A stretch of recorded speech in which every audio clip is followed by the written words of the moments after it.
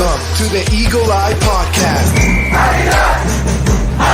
The number one show to bring you all things Club America and English. Oh, what a strike! Club America! Your hosts for today are Ivan Pineda, Cristian Rosendo, Alexis Juarez, and everyone's favorite cowboy, Dylan Jimenez. Go! Now let's hit the field and start the show. America!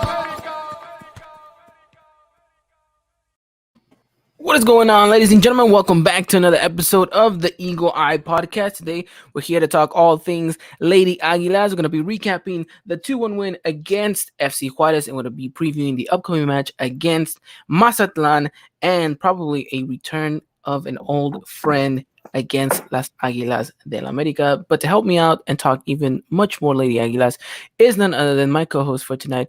It is Brooklyn's very own AJ. AJ, how's Brooklyn? Brooks pretty good. Pretty cold outside. You know, went outside for some driving, got some tacos de birria. So, all having a pretty good Thursday. All right, not bad. Not a bad way to start off the show with some tacos de birria. Although, AJ, before we get started, I know that there's a couple of people that are going to be tuning in and going to want us to talk a little bit more about the men's and what's going on in regards to the COVID situation. So I just briefly want to address it because, of course, this is an episode all in regards to Ladies Aguilas. We'll have more to discuss about the men's and all the situations surrounding them in Tuesday's episode. So if you guys want more information on that, make sure you guys tune in next week on Tuesday, as we're going to be giving you guys more details in regards to the canceled game and the upcoming matches for America on the men's side of things. But briefly, obviously the match this weekend against FC Juarez has been postponed for February 3rd, and it's still yet to be clear as to whether or not America is going to have a game against Santos the following weekend. We'll have to see how COVID tests go throughout the week. 3 players are out already due to this COVID situation. That is Guillermo Ochoa, Richard Sanchez, and the other one is, of course, who am I missing? Nicolas Benedetti. There you go. All right. So that's just kind of a quick update that we want to give you guys. We'll have much more news, much more details in next week's episode on Tuesday. So if you guys want to tune in for that, make sure you guys do. But for now, we're going to talk all things Lady Aguilas.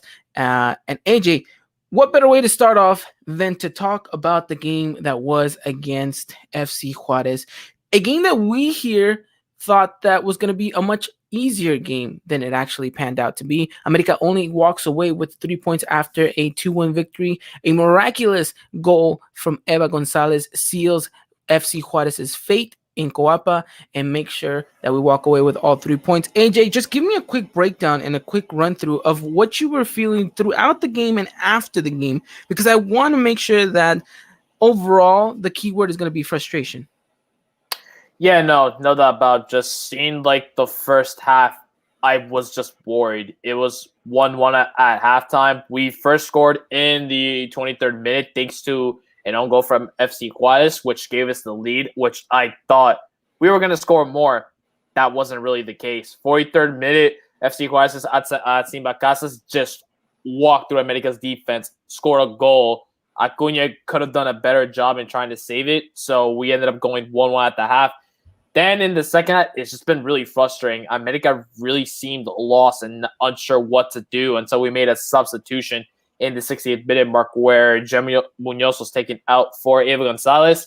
86th minute, Danny Flo gives the ball to Eva Gonzalez. She launches the ball from 30 meters out wide and scores a golazo that also gave America the lead and the win at the very end of the day. But just after the match, I wasn't really satisfied with the result. It was more closer than it needed to be, and just overall was just really frustrating just to watch the ladies play. Yeah, like, look, I'm not going to sit here and tell you that I was watching the whole game and that I'm going to be able to analyze this perfectly speaking. That's going to be more on your side of things, because unfortunately I was at work. But from the little bit of I was able to capture, and from everything that I was seeing on Twitter and talking to you during and after the game, it seems like overall it was just a frustrating match in general, whether it was from kickoff all the way to the last minute.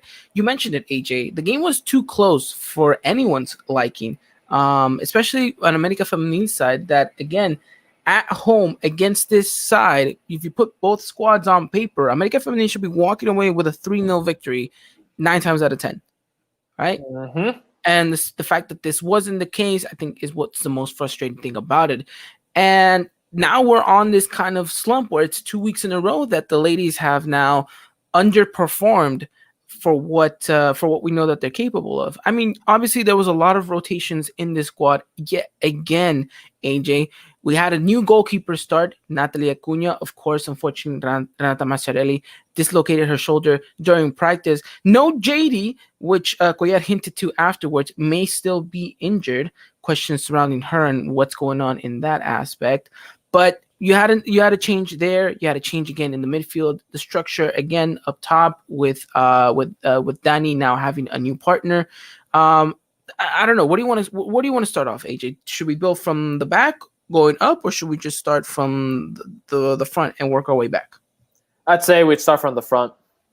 Okay, so talk to me about that striker partnership. Did you think that it had promising glimpses, or do you think that just it wasn't the right move? Like, you see, you have an experienced forward in Daniela Espinosa, then you had a newcomer in Fernanda Pina who's got herself back into the professional game, which is great to see, but it's her first game. I feel we couldn't be too harsh on her. She did had some opportunities where she could have got herself maybe a goal to. I mean, she only really had one shot throughout this entire game. And then when you look at Daniela Espinosa as well, she only had one shot as well, so it just wasn't good to be going. I don't know whether something was not clicking between the two, whether they were just more ball dominant and want to create a play. I don't know. It just feel like it was never working. And then when you hear that stat that these two together only combined for 2 shots, that's pretty worrisome, especially for someone of Daniela Espinosa's caliber, who every America Feminine fan and everyone in the league knows that she is a deadly goal scorer and can shoot the ball a lot. But in this game, I just feel like it was not her day, just with one shot. And Fernanda Pina, I get props to her. She did have some opportunities, like I said, where she could have got herself more than just one shot or maybe a goal. Just, it's first game jitters. I'm going to get themselves back into at a professional level. But I feel like these two, it didn't work out so well.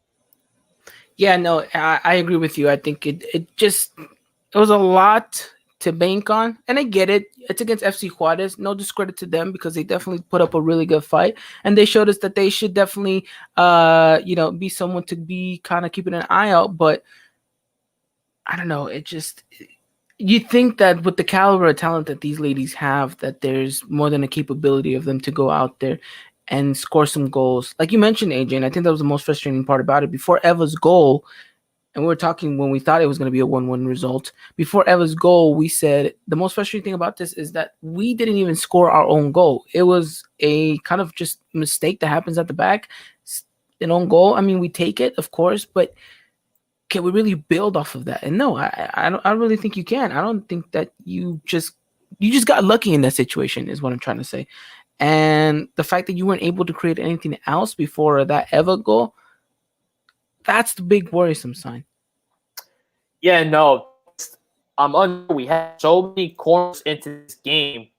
We had players just having strikes after strikes. In total, in this entire match, we had 13 shots, with 4 of them being on target. We scored the 2 goals that we mentioned. It was just one that was essentially based off of FC Juarez's mistake, which I want to say, the way they concede that, it's really unfortunate. I feel like, in my opinion, we should have not scored that. Well, a goal's a goal, but it just makes it more frustrating when you have players like Daniela Espinosa, you had Jem Munoz, you had Monica Rodriguez, Cas Cuevas, Ponce Hernandez. We were unable to do really anything with our corners and crosses. There was moments when we did have a corner kick when Daniela was supposed to take it. She was sending the ball way further than we were supposed to. I'm just like, what's going on? I feel like maybe, who knows, if no one didn't catch her in the game. Daniela Espinosa, she was not wearing the captain's armband that game, which is the first time she has not worn it ever since she's been named captain last season.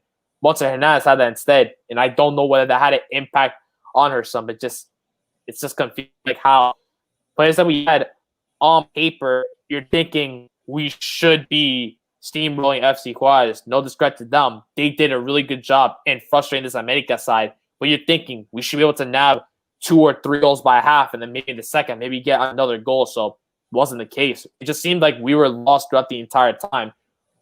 We keep trying the same thing over and over and over again, and it clearly wasn't working.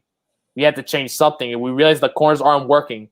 Let's try something else. A through ball, ground passes only. No, we just continue going with the same old plan again that makes us so predictable, in which many people have said last season, I make a fan seem like they don't have a real play style. It's just do a corner, see if someone can have the ball. If not, well, try again and see if it can work. And they'll keep doing the same thing over and over and over again until it finally happens. But sometimes that plan's clearly not going to work out after 10-something corners. Try something different. It's not going to hurt.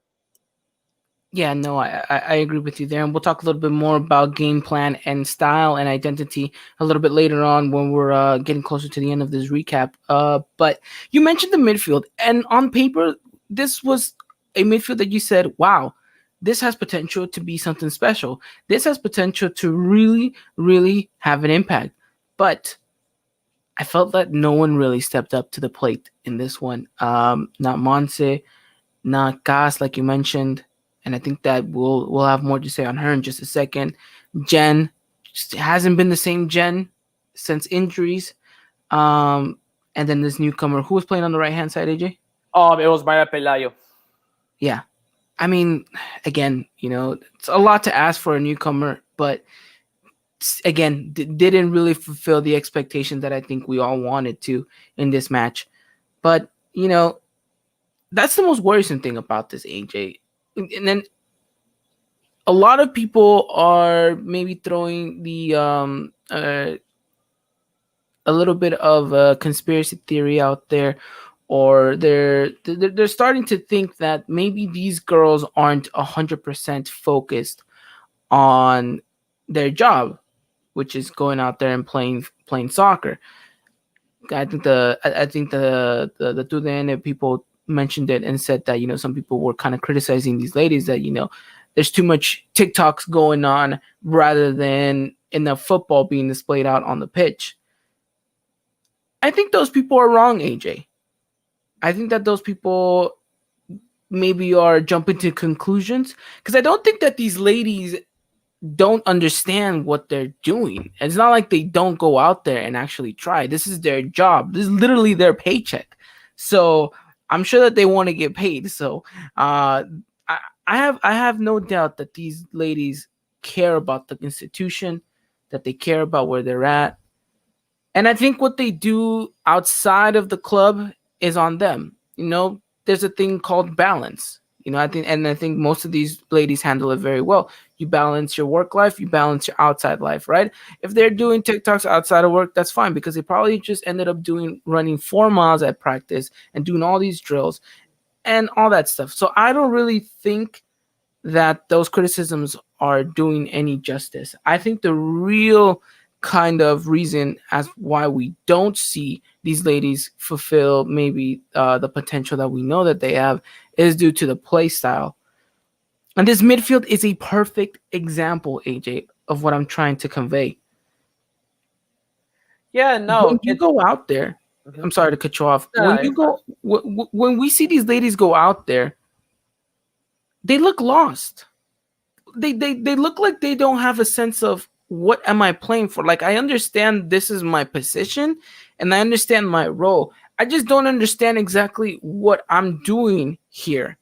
And I think that has to fall on Cuellar, because I don't think he's implementing something very strategic where he's saying, all right, I need you to make a run. I need you to sit back. I need you to overlap. Like, I don't know. There's a sense of something's missing here.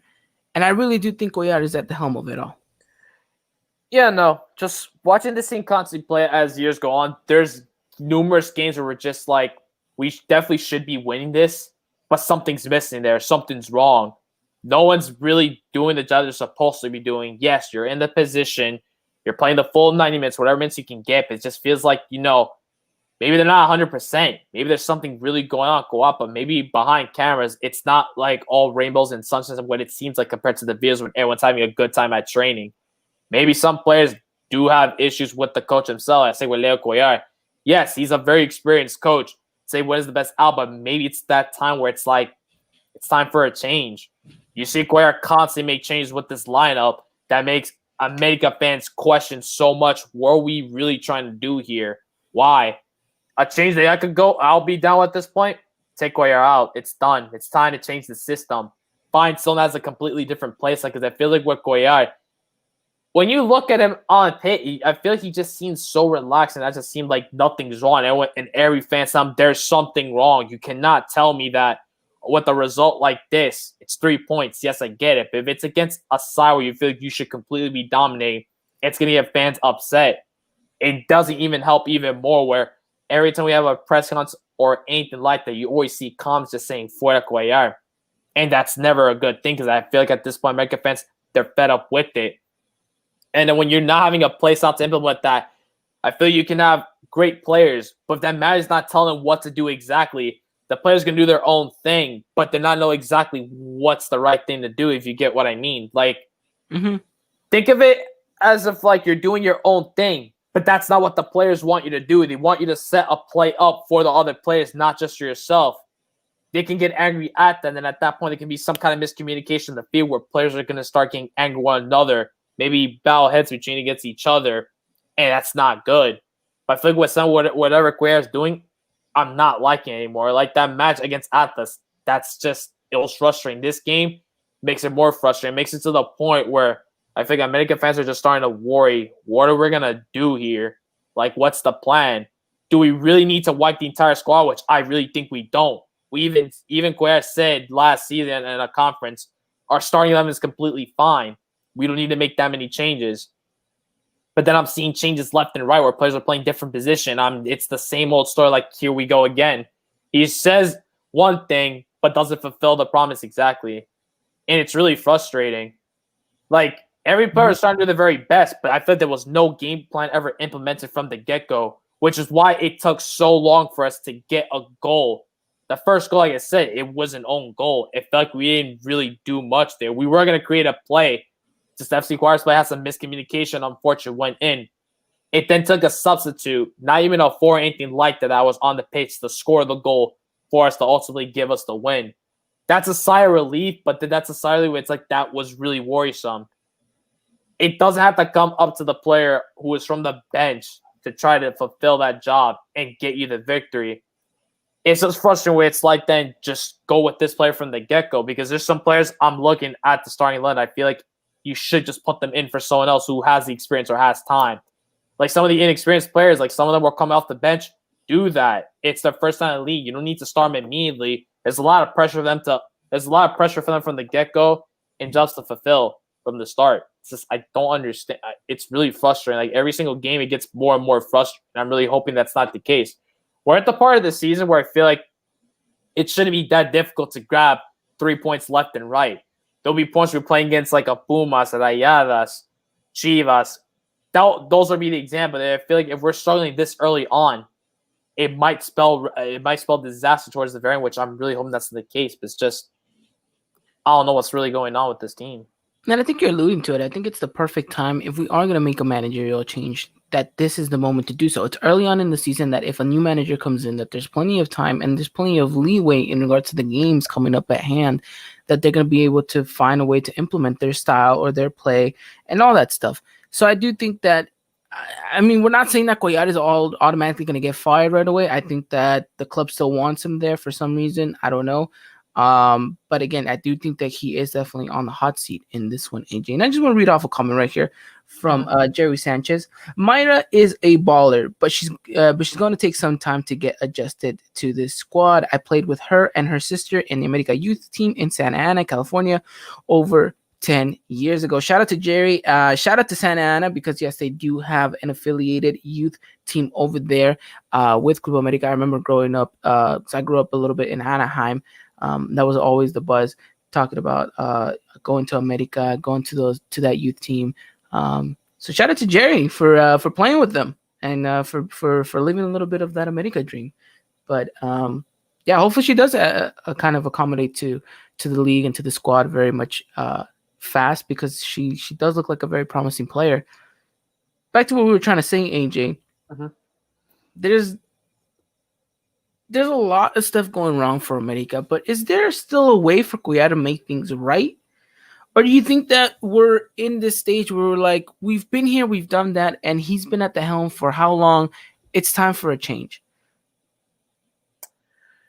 Oh, it's one of those things I constant think about every single day. Like we said, who are we going to really get this one? Who can really take a job from Cuellar like that and then try to do what he couldn't do? He's got us a title that's amazing. But then at this point, we need change. Like, can this next person bring us the title? Could they do better and bring us more than just one title?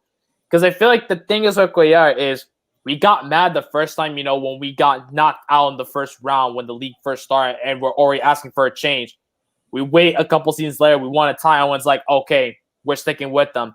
And now we're back into that cycle. We have not won anything since 2018 from the title. We're constantly making the playoffs, and we get knocked out by a team from the Regia, whether it's going to be Rayadas or Tigres, and it's frustrating. We hit semifinals every single time, but we always just get completely destroyed when it comes to the semifinals against a Tigres or Rayadas side. And then I feel like it gets to the point where it's like, it's time to change what we are. Maybe something could be the players itself. Maybe it's like, maybe he put the wrong lineup that day. Maybe that's why it didn't work. But then that's the thing itself that comes with the problem with Cuellar too. You're constantly having a different lineup every single game day, whether you're switching 1, 2, or 3 players. But sometimes those switches can actually have a real impact on the team to the way everything flows. And it's really frustrating because we want to just have a consistent lineup that's be able to provide you with the results that you need every single game. And gain the 3 points, gain the goals now, but you're constantly switching them out. The flow is not going to be there. Maybe the chemistry is not going to be there. So maybe some players just don't work well with each other.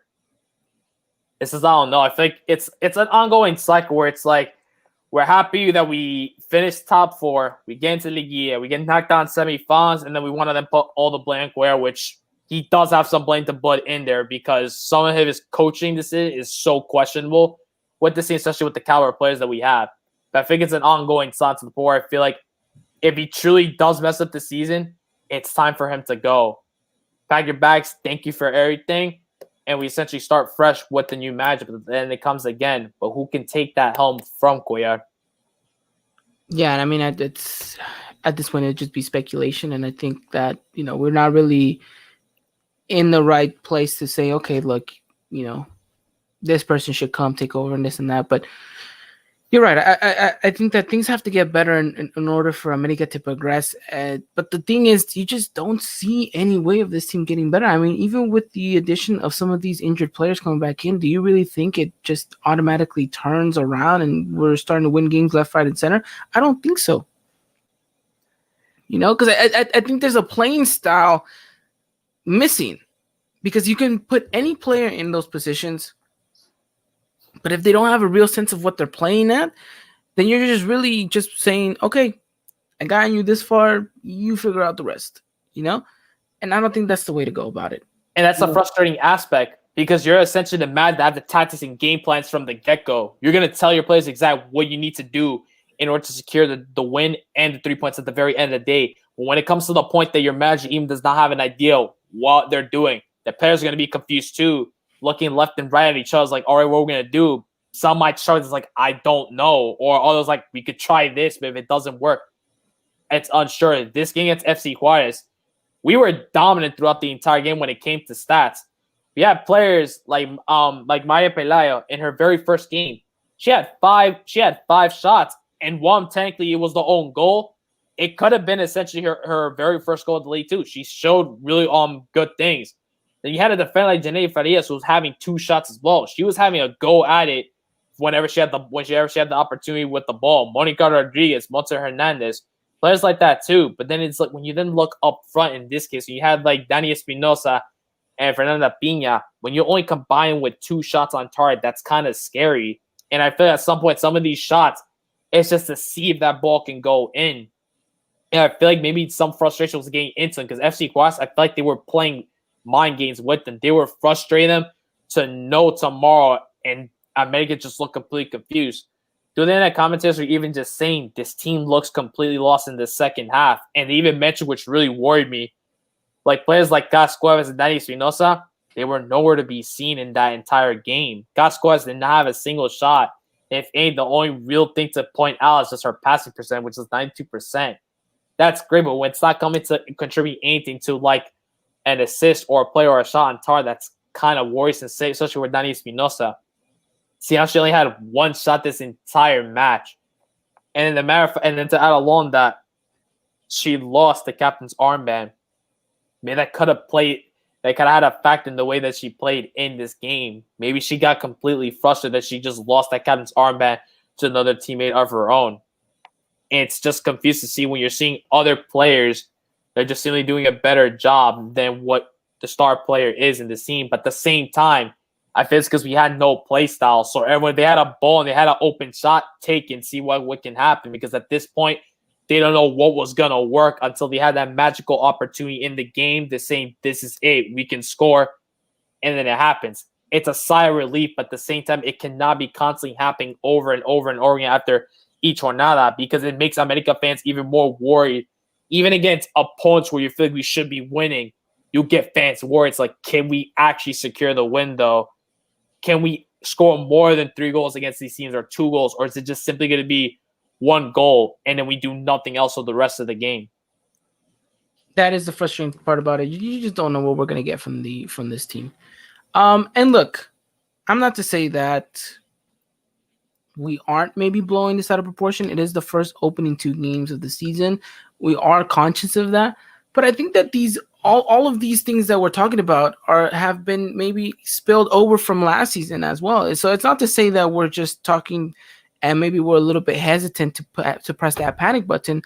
But I think that we've been mentioning kind of the same thing over and over and over again for the past year, talking about America Femenil, and there hasn't been any changes, which is why we keep coming back to, well, maybe it's time for a change. Because the longer we delay this, the longer we keep going with this, the more frustrating it's going to be for us at the end. And like you mentioned, AJ, the goal is obviously to get to the Liguilla, but it's also to win the championship. And if you ask me right now, the way we're playing, we're nowhere near a title contender. Nowhere near a title contender. So things have to change. Obviously, things have to change. But, overall, the game was frustrating. America Femenil ended up getting the goal after a beautiful shot from Eva Gonzalez, who saves the day. That's pretty much it. We have a couple of debuts come in. Ms. Danny Flo herself comes in. Was not hard to tell with her blue hair, of course. She gives the assist, gets her first assist in a professional league. Eva Gonzalez puts the ball in the back of the net, like we just mentioned. And it was not the best of showcases. And like I mentioned, AJ, we might be a little bit too forward in saying that, Goyat out and all this stuff, but I think our argument has some merit here, and we'll see, because, hey, they might go on and win Mazatlan 7-0, and now we're here talking about, well, were we wrong? Well, welcome to football, where one result can simply change your views on players or coach itself. And that's the beautiful thing about this at times, like you mentioned. Like when we thrashed Necaxa and Mazatlan last season, 8-0, 7-0, we're like, oh my goodness. We're going to win everything. And then came playoffs, but I don't want to talk about playoffs again because I cried that time. So it was not good. It was not good at all. But yeah, anything else to add on in regards to this 2-1 victory? I'm just happy for the debuts that the players did make. One person I would like to really point out is Maya Pelayo. She really did impress me. There was a GIF I recorded at one point in the game where she was doing some step overs and then proceeded to do a turn on just to fake a player. I really enjoyed that. And for her, I feel like she was one of the standout players in the lineup. She showed some promises to why we signed her in the first place, and it's looking really good. That I only hope for her to continue that good streak of what she's been doing. Hope she can have her first goal as soon as possible in this season and get many more assists. And she's probably starting to be the right midfielder or right winger that America Femenil needed. And to add along as well, we had Diana Garcia, who's also been providing really good plays at times as a right winger. And like you said, if we keep these things up, maybe we could finally see something change with the play style that America has, or we can actually find a play style this season. Like we mentioned, it's only 2 games in the season so far. Only time will tell, see how everything else will go. Time will tell, and time will either be our best friend or our worst enemy, AJ. But again, it's up to it's just up to up for the rest of the season to be seen whether or not that is the case. But yes, again, America ends up winning 2-1 against Juarez. And nothing really much to say after that. Just a little bit concerning in all aspects. But, 3 points is 3 points. And maybe at the end of the season, we won't even remember about this because we're lifting a trophy, AJ. I would love that, please. And then the next thing you know, I'd say to Cuellar, nah, you're the best coach I've ever seen. I'll get that afro back, please. Like I mentioned, football fans have the shortest term memory in the world, and we'll see whether or not that comes to fruition for Leo Cuellar in his favor. But all right, AJ, we got a couple of news to talk about in regards to Coapa. Some COVID tests came back. Some Mhm. player injury news updates. Will Jocelyn Odehead finally be back? We'll see right now. AJ will give us all the latest details in regards to that. But before we go any further in today's episode, I want to remind you guys that today's episode is brought to you by Foot Cult. If you guys haven't done so already, make sure you guys go check Foot Cult out at footcult.com. They have some amazing gear, some amazing product. And if you guys haven't done so already, make sure you guys go cop yourself one of these beautiful Eagle Eye Podcast training kits. They are amazing to wear around, AJ. I've been wearing this the whole day at work. I had a sweater on because they do not allow us to wear training tops to work, but I got away with it. But yeah, some really good stuff out there. We got some great stuff coming out with them this year, and they have some new merchandise dropping as well. So if you guys want to, make sure you guys go check footcallout.com and use discount code EEP at checkout to get 10% off. Again, that is EEP at checkout to get 10% off. Again, thank you to our sponsors, Foot Cult. All right, AJ, talk to me more about what's going on in and around the world of Coapa in regards to the ladies. I know COVID test came back. Any injury updates that we have in regards to next week? What's going on? So yeah, like you mentioned, COVID-19 testing was done today at Coapa. All results were negative, which is good. Jimena Rios, Vero Perez, and Jocelyn Overhead, they're still out, but they're slowly getting themselves back into training. We see them in training at times. Jimena Rios did mention that she's excited to get back on the pitch and train with the team, and hopefully that, the process speeds up and she's able to get back on the pitch as soon as possible. Same thing with Vero Perez and Jocelyn Overhead. We're seeing them train, but they're not ready to be featured on the bench or start a game yet. So I'd say give it at least maybe 2 more weeks at least, and then they should be at least back on the bench or no starting. Then the big news was Renata Mascherelli during training, she did dislocate her shoulder, so that's going to keep her out for a couple weeks. It's an unknown timetable for how many weeks that's going to be, or month if anything. And then the other news is you see in the game against FC Juarez, Fernanda Pina, the last player that was not registered, she is now registered with the team, meaning that every player that we have signed this season are now completely registered and ready to play throughout the entire season. Who, by the way, has some amazing Nikes, as displayed in Danny Floats' Instagram story. But good to see that she's registered, ready to go. Might be the missing piece. Might be the missing piece for this America side.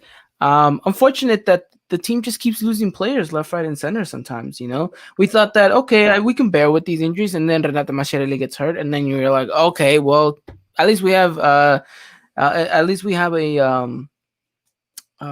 JD on the bench, because she was on the bench for the first game against Atlas, correct? Yes, she was. But then, now to mention that too, Leguer did mention we're waiting for her to recover so she can get herself back to playing soon. And I'm like, wait, what? Is she injured or just there? Well, I'm gonna just assume it's just let her rest, and then we'll implement some changes later on. So that's another thing. But it's unsure whether Guerrero truly meant is she injured or is just simply rest, just get her back to 100%. I don't know. Look, this is an interesting thing. I don't know. We'll see what happens. But yeah, I mean, the only bit of news that I want to share in regards to these ladies, as you guys know, the new third kit uniform came out, and they featured in the photo shootout. Well, there's a peculiar situation going on with a certain Hannah Gutierrez, because her, just like another player, Richard Sanchez, we're taking these photo shoots of Nike products wearing Adidas shoes. Now, this is the most peculiar thing, because you'd think that Nike would have seen this and would have completely tried to either Photoshop it out or something, right? But this is the interesting thing here, AJ. Richard and Richard and Hannah, I think both are sponsored by Adidas. So therefore they have to wear Adidas merch. But I don't know how that goes to coincide with their team merchandise. I think it's just because it's shoes, they're allowed to get away with it. But I don't know. It just tells It the whole it just tells the whole flow complete because everything is perfect, symmetric, and syncing. And you see this one thing, you're like, man, it's now completely thrown out of shape. Because I had to even Google those shoes that Hannah had. I was like, I want to see what they are, and it was called Adidas Super. So I'm like, I was like, okay. And then I made this little silly edit where I just cut that off and just put the bootleg Nike logo. I'm like, there you go, it's fixed now. You could use this. You're welcome. But I just thought it was a peculiar thing because I was like, because you don't see that a lot, AJ. You don't see that a lot.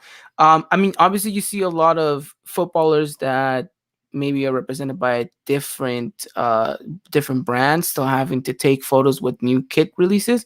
Like for a perfect example, Manchester United, Marcus Rashford, obviously a huge face for the club, is sponsored by Nike. But when it comes time for him to do kind of the Adidas stuff, he will.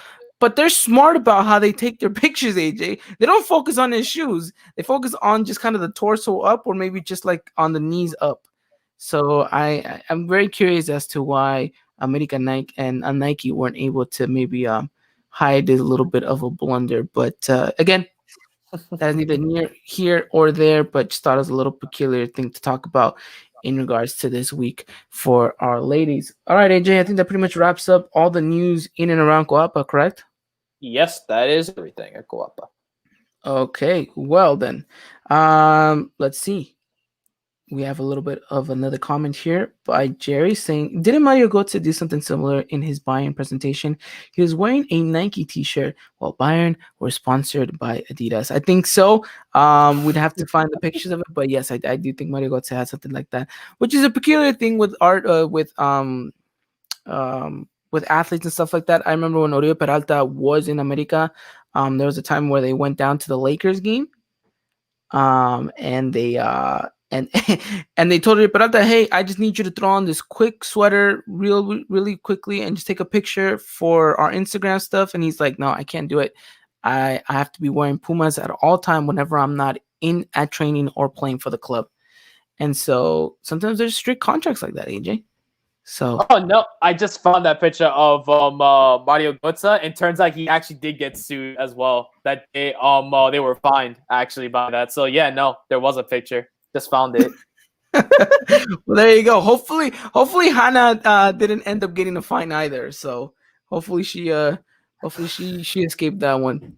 But all right, AJ, let's move on into the next one because this is an interesting game coming up for America against Mazatlan, which is going to be on a Sunday. AJ, we don't get many Sunday games for America. This is going to be an interesting one. So America Femenil going up against Mazatlan. This is going to be our first road game, believe it or not. So the ladies are going to be traveling all the way to Sinaloa, and they're going to be going up against a former teammate in Janae. Janae Gutierrez. This is going to be an interesting one. We'll talk a little bit more about her and her impact. Gutierrez. Hold the front door, man. Just because she left, you about to butcher her last name, man. You said the wrong last name. Oh no! Don't tell me that. Yeah, Janae, if you listen to this, I'm sorry. Janae Gonzalez. Excuse me. There you go.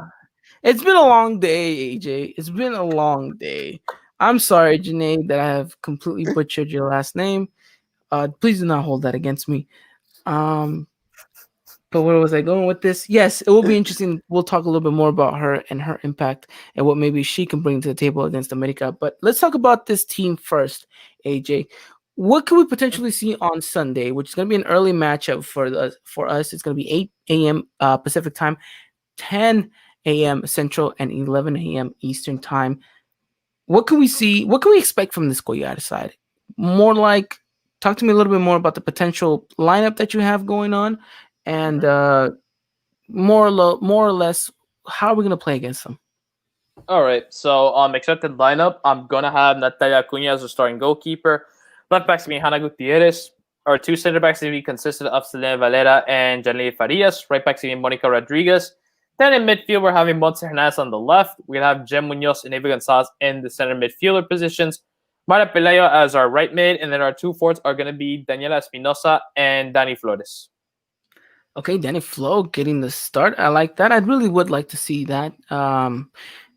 Interesting, though, but you're taking Gas out of the starting 11.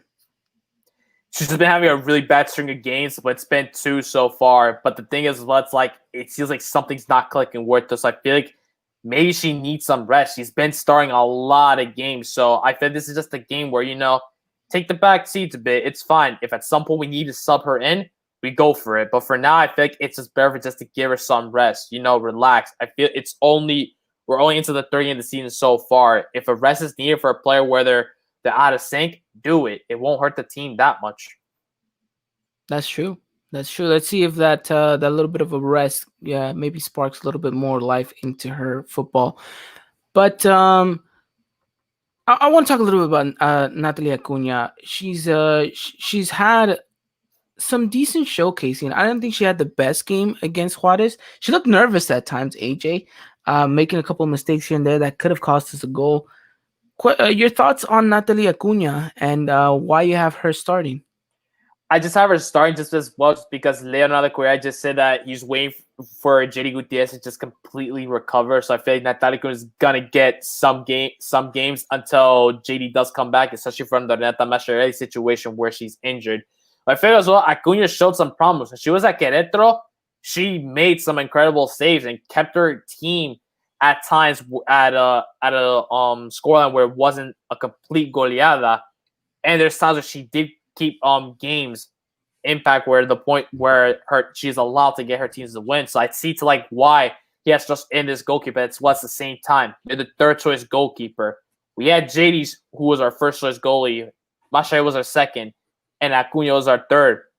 Now with Mascherelli's now out, we're looking at Acuna as okay, you're gonna be the starting goalkeeper for who knows how many games, but you need to do your best. Everything you've done in training, now replicate that in game. Comments that did mention she did look nervous, and fancy did she look nervous, whether she was afraid to go make a save or really to go up front and clear the ball or anything. It starts getting Jerry. It's been a while since he's last played. Not mistaken, the last time she played, I think it wasn't in that Mazatlan or the Necaxa game where we did sub our goalkeepers out. So for a time like that where she's only played for that time as well, and against Toluca, it's like she's got to get herself accustomed again. It's okay, it's been a while since I played. Let's do this. But I feel like Cuellar, he has confidence in Acuna, and we see and for people who are fans of Querétaro, they've seen the good things in Acuna, and they're hoping she can replicate the exact same with the America Femenil. But it's one game at a time. See what Acuna can do for these next string of games that are going to be up for her to play. It will be interesting to see. I think that she definitely has the quality and the caliber to be an American goalkeeper. Right, she's still very young, especially in goalkeeper years. So we'll see. I think this will be another good test of her, and I think as a goalkeeper, I can speak to it, saying that there are games where you're just a little bit nervous, and sometimes doubt creeps in your head, and you're just thinking, okay, should I come out? Should I handle the ball like this? Should I catch it? Should I parry? And the only way to really get rid of those nerves is to constantly keep playing, to constantly keep putting yourself in those situations, and just literally gain more confidence. And sometimes you have mistakes, you have to brush them off, and you have to have a little bit of a strong mentality, which I think Natalia Acuna can have, and I think does have. So it'll be interesting to see if she does end up getting the start. I don't know how much trouble Mazatlan might be. We'll see on Sunday, but I reckon that she will have one or two chances to showcase why America bought her. Let's talk a little bit more about the team in general as a whole before we just dive deep into an hour of goalkeeping here, AJ. I like the formation that you put out, and hopefully Cuellar is listening to this and does the same thing. Although we know that if he does, he ends up doing the opposite of what we want him to do. But this has to be a game where I think you have to start making strides towards being a better America than what you've shown in the past 2 games. Try to find some identity. Try to find a play style. Don't be so reluctant to just giving the ball out wide and crossing it in for maybe one player to get their head on or a boot on it. And just be a little bit more creative, be a little bit more explosive. Try maybe making a couple of passes through the midfield, split some of the defense open with some through balls. Something. Give me something different. Something that looks better than kickball United. So I don't know, AJ. What do you think? I feel like he put it completely fine because it feels this is the point. Even with if the floodgates do happen to open early on, it's the thing about how we're doing about it. Because I feel like it's the same thing. People point out that America Femi does not have a play style, and when they're constantly pointing that out, it should become really aware to where I need to implement something here and now, not for another game, not next week, not next month, but the time is now. We have many players who are capable of doing many different things on the field, and he's just trying to experiment that. The ones who I think he can experiment in the early games, that's the time for you to do it now. Because by the time you're getting midway through the season, you should have that play style and stick with it. I think you do not need to change anything. So I think at this point, really, I feel it's where you're going with experiment. See what we could try to know how we could break down this Mazatlan defense. Because if we're constantly going to be going for corners, Mazatlan could just set themselves up like, okay, isolate this America Feminine play that's trying to go for the ball. You do that, they ain't going to jump into the air, or they're not going to really do anything at all. They're just going to have to let that ball go right over the head and hope that someone else can get it. Try different things out. Ground passes, through balls, lobs, anything that you could possibly do to just try to break that Mazatlan defense apart. Go for it, because Mazatlan, in just 2 games this season, they pulled an upset against Querétaro, which is the team that everyone has going in for to head into the Liga. Who knows? They could be potential contenders for the title. They gave Chivas Femenil a scare too by scoring an early goal as well. And that's one thing that they need to be careful with Mazatlan, because the way their play style is, I feel they just use their physicality more than just like the mental game that they have. They will get rough with you if they need to. They will throw in a couple of elbows left and right. They'll do anything that they can in order to get themselves an opportunity at goal. So it's really, there's times you got to fire with fire. Use the physicality you have and take these players on. And I feel like that's just the way they need to go with this game. Experiment a bit. Don't go with crossing balls immediately unless you are completely confident I can cross this ball and get it to whoever's in there to get their boot or head onto the ball. It will not hurt. You want to do change square? You can do changes in play style and experiment with that and see how that can go.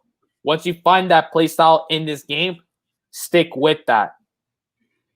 Yeah, I agree with you. I think that there has to be something, just something to kind of radicalize this team, because we can't look the same as we did against Juarez and Atlas against Mazatlan, because at that point you're just thinking, well, then against who? When is this team gonna finally show up? When is the coach gonna finally implement something? And it's gotta start here, AJ. So I'm with you on there. I'm on board with what you were saying and how the ladies have to play, how we have to manage this game. The interesting thing here is going to see how Mazatlan goes and plays against us. Look, this is an away game. It's not to say that our away form is always great, but I do fancy us in this match. Although Mazatlan, like you mentioned, is no pushover. They are a team that likes to get a little bit physical when need be. And it'll be interesting to see what Janae brings to the table. She obviously is playing against this team. She knows some of these team members very, very well. I'm curious to see what she's capable of doing as well. I do think that she might get a chance or two against us. Will be interesting to see, though, whether she can come out on top or if it's the defense and Natalia Cunha getting one over her. So will be interesting to see. But I'm excited, AJ. I'm excited for this game. No doubt about it. Especially when it's a really early morning game, like at 11 a.m. on a Sunday. I'm like, hey, I got to wake up early on a Sunday to watch this game. So it's going to be pretty interesting. Actually. AJ, if you're waking up at 11 o'clock in the morning and you're calling that early, I have so many questions for you. That's early for me, man. I sometimes would sleep through, and when I wake up at a time like that, I'm like, wow, it's early for me. Okay, get my day started earlier. AJ, 8 o'clock in the morning for some of us are gonna be like, damn, man, I gotta wake up at 8 o'clock in the morning on my day off. But yes, because we love this team and we're gonna follow them through the end. Will be an interesting one though. 8 o'clock in the morning, we don't really get that here.